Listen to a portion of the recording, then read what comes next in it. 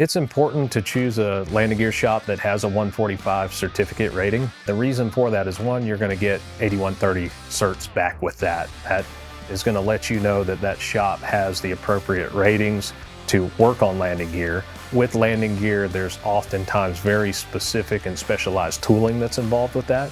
There's processes that you don't find in every shop on the corner when we're talking about working on landing gear.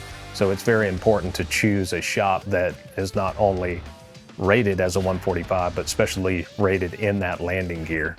You can deal with things like extended lead time if you choose the wrong shop to send a part to that maybe doesn't have extensive experience. You're going to have downtime waiting on them to create tooling or get the maintenance manuals to do the work. So it's very important to not only choose a Part 145 landing gear repair station, but also one that is very familiar with your line of aircraft.